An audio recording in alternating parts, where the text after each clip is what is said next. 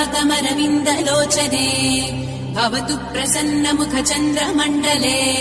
वीरशङ्करेन्द्रवनिताभिरर्चिते वृषशैलनाददयिते दयानिधे अर्त्यादि सप्तऋषयः समुपास्य सन्ध्याम् आकाशसिन्धुकमलानि मनोहराणि आदाय पादयुगमर्चयितुम् प्रपन्नाः शेषाद्रिशेखर विभो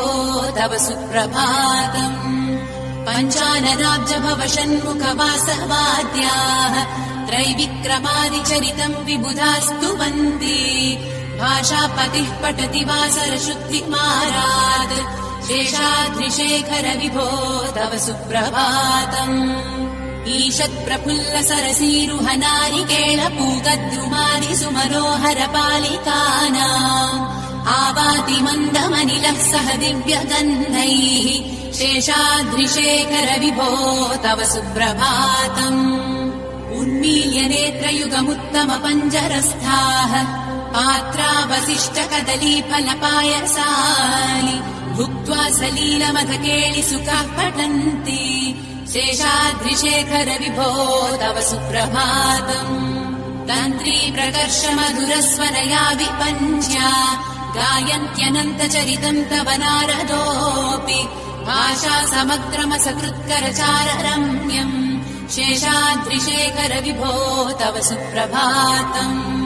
भृङ्गावळी च मकरन्दरसानुविद्धजङ्कारगीतनिनदैः सह सेवनाय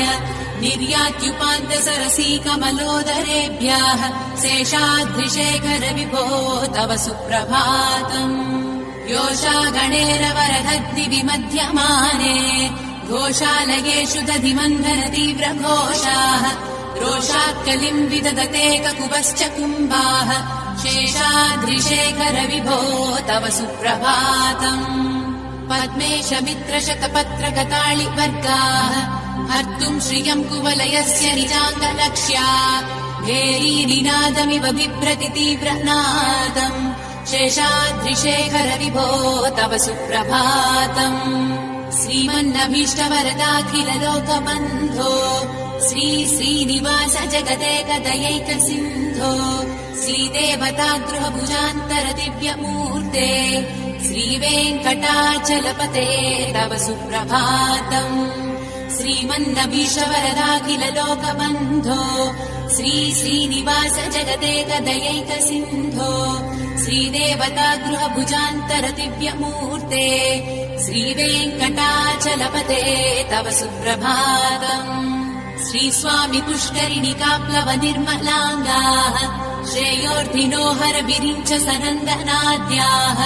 द्वारे वसन्ति वरवेत्रहतोत्तमाङ्गाः श्रीवेङ्कटाचलपते तव सुप्रभातम्